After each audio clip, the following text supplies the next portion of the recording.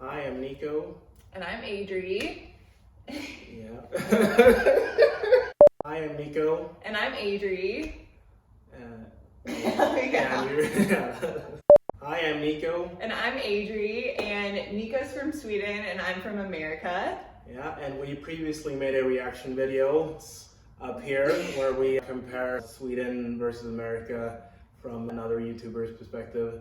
Yeah, so today we're going to do another reaction video, but this one is with Evan Thomas, and it's another American and Swedish couple, and we love watching their videos, but we haven't seen this one, and it's Swedish Things My Girlfriend Does, and I'm really excited to see what they say. So, okay, let's do it. Right. Today's video, I'm going to share 6 annoying things that my Swedish girlfriend does, and to be fair, I don't know if all Swedish girlfriends do this, but this one certainly does, and you have no idea what I'm about to say. No idea what you're about to say. So I'm excited, or should I be nervous? Probably more nervous, I'd say. Okay. The first annoying thing that you do is call tortilla taco bread. What? And actually, I think a lot of Swedes do this. It's Do not you just do you. that? Because in Swedish it's called taco bread. Okay, but And that translates to taco bread. So if you just do the translation in your head, it's going to be called taco bread in English. but it's not bread. It's called tortilla. It has a name. So why don't you just call it what it was named? But it is a bread. It is a sort of bread. Makes sense.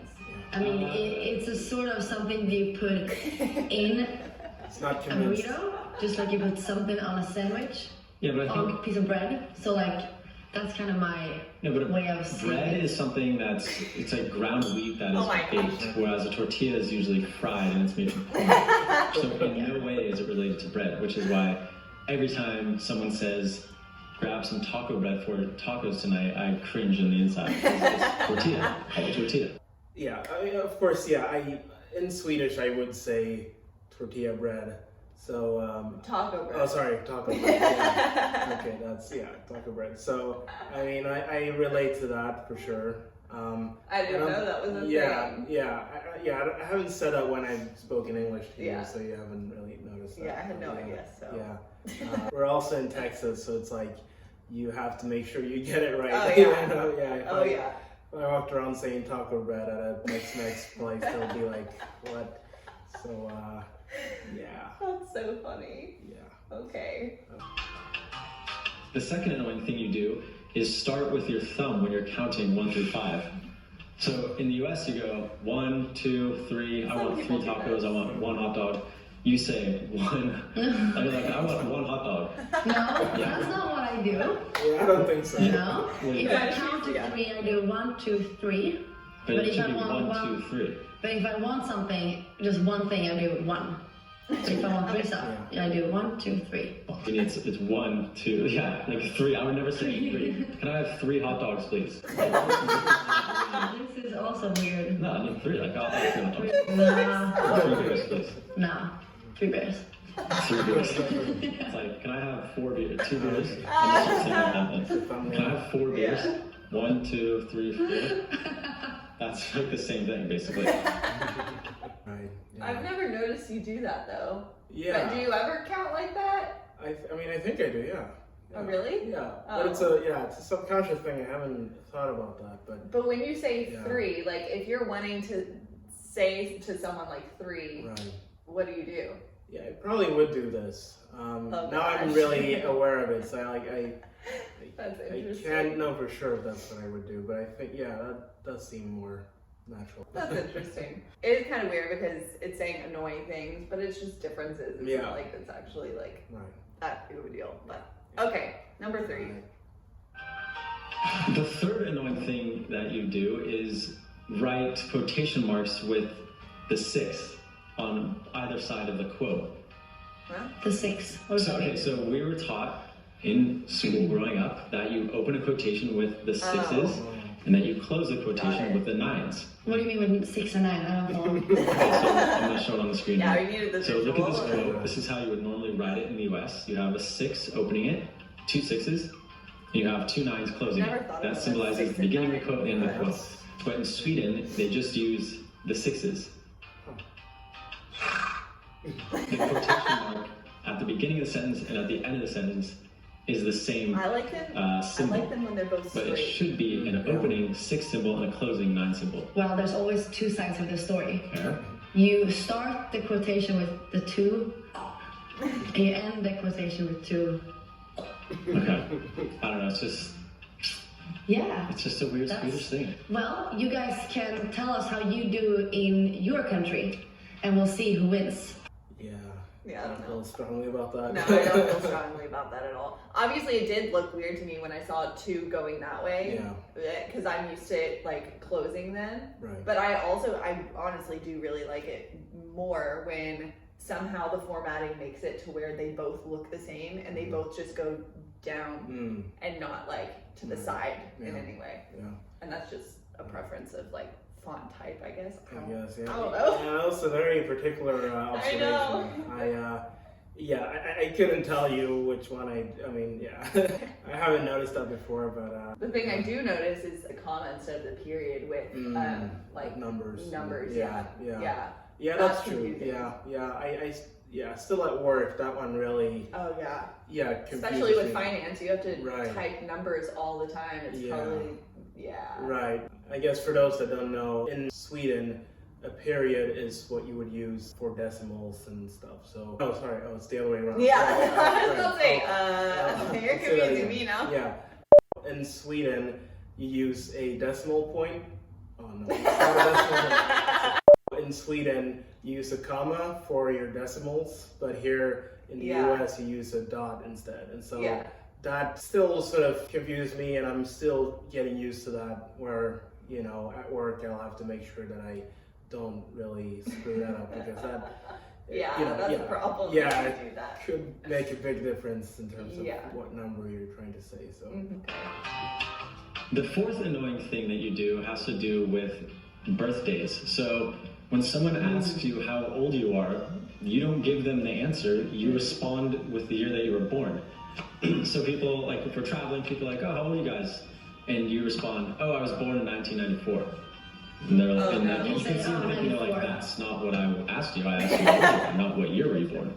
You're not saying that when you're traveling. If you ask someone in Sweden when you're born, you respond 94. But that, Meaning that you're was the born in answer. 1994. but that's so strange. Why not just, when you were talking about ages, why don't you just say your age instead of the year you're born? You should say, oh, I'm 25, I'm born in 94. Yeah. It's just, I kind of can see maybe why the Swedes do it. It's because then once they learn your birth date, they can always calculate how old you are. Whereas if you just give your age now, in 3 or 4 years from now, when they're thinking about how old you are, you know what I mean? Like, I guess that's fair. the birth year is more concrete, but still, I find it very annoying. I just wish when I politely ask someone, oh, how old are you? They would just respond with the answer and not with a riddle or some math problem I have to solve. It's funny that he's saying that, because that's such an American thing to say, that you don't want to do more work. You want to get a direct answer back. Right.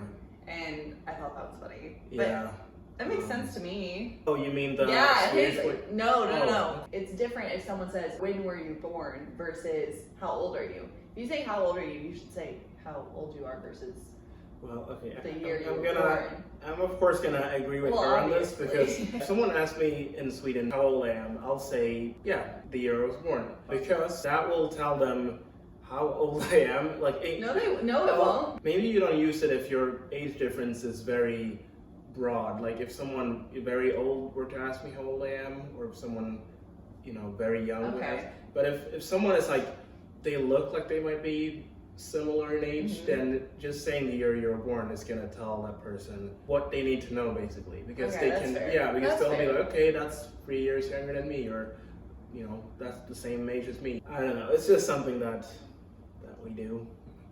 I think in some contexts it works, but in others it doesn't make that much sense.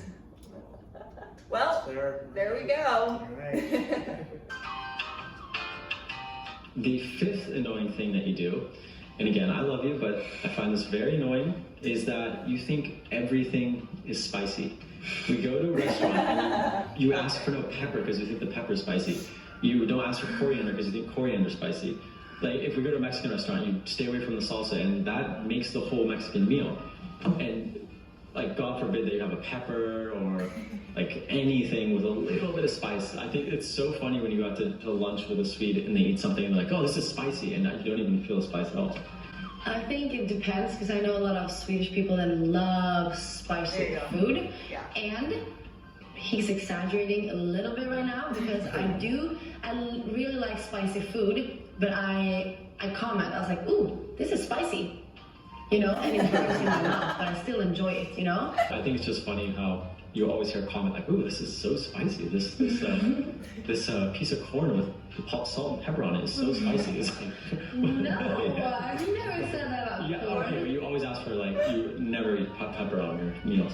Pepper. You always ask for like, pepper on the eggs and stuff. You're like, oh, too much pepper, it's too spicy. Pepper? You mean chili flakes? No, pepper. Like bell pepper? No, like round black pepper. Round black pepper. Oh my Oh, god. pepper. Pepper, but I don't want to smell. Okay, yeah. So most traditional Swedish dishes aren't spicy. So I don't think a lot of people learn to eat spicy food at an early age. That's something that you tend to develop at a later age.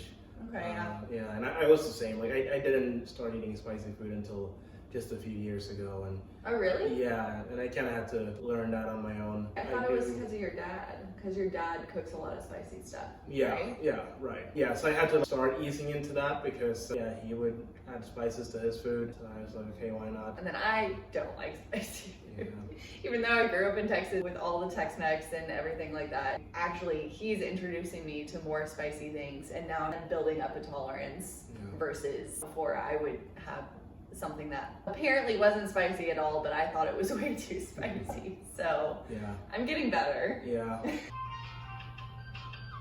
The sixth and final annoying thing that Julie does, and this is a thing that many Swedes do, is that they say a week number instead of a date. So for example, they'll say, oh, we're going on vacation week 42 through week 43 and a half, instead of being like, we're going on vacation It's true. July 10th to July 10th. You're exaggerating. Why would Because I've never in 26 years heard someone say 43 and a half. Okay, vacation week 42 and then part of week 43. When you could just clearly say, I don't like the ambiguity of those things. I just like, I'm going on vacation July 1st through July 5th. You can expect me back July 6th. Instead of, and then with weeks, it's so hard to keep track of the weeks. I don't use weeks that often. I do use weeks when I have my vacation. So for example, my boss sends me an email, hey, when do you want to have your vacation in the summer? And I say, oh, week 28 to 31 or something. I don't get it. I mean, what does that mean? To me, that's like, okay, is that March? Is that July? Yeah. 21 divided by 4, that's how many months? Okay, 20, it's like, just say, like, In Sweden, you know that like you're having your vacation in between like week 20